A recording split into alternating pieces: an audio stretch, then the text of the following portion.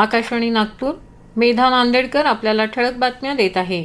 भारताच्या चांद्रयान-3 मोहिमेला American institute of aeronautics and ॲस्ट्रॉनॉटिक्सतर्फे 2026च्या गॉडार्ड ॲस्ट्रॉनॉटिक्स पुरस्कारानं सन्मानित करण्यात आलं.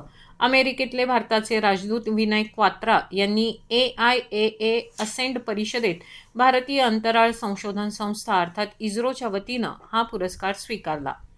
उन्हाळ्यात वाढत्या वीज वापरामुळे वीज बिलावर नियंत्रण ठेवण्यासाठी एसीचं तापमान 24 अंशांवर ठेवणं, वापर नसताना प्लग बंद करणं, नियमित वायरिंग आणि अर्थिंग तपासणी करणं आणि ऊर्जा बचत करणारी उपकरणं वापरणं आवश्यक असल्याचं महावितरणकडून सांगण्यात आलं आहे.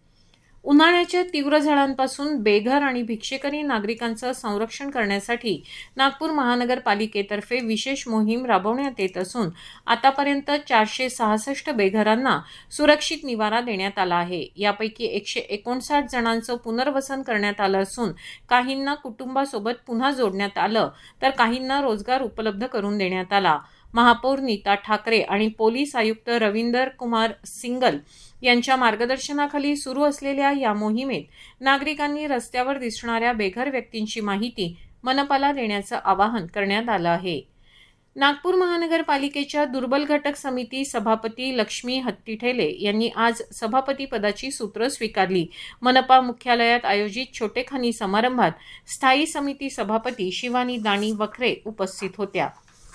संत गाडगेबाबा अमरावती विद्यापीठ आरोग्य केंद्राद्वारे कर्मचाऱ्यांसाठी 26 आणि 27 मे रोजी आयुष्मान भारत योजनेअंतर्गत आयुष्मान कार्ड काढण्याकरता एका विशेष शिबिराचं आयोजन करण्यात आलं आहे. हे शिबिर विद्यापीठ परिसरातील भारतरत्न डॉ. बाबासाहेब आंबेडकर दृकश्राव्य सभागृह इथं दुपारी 2 ते 5 वाजताच्या दरम्यान आयोजित करण्यात आलं आहे. याबरोबरच हे ठळक बातमीपत्र संपलं.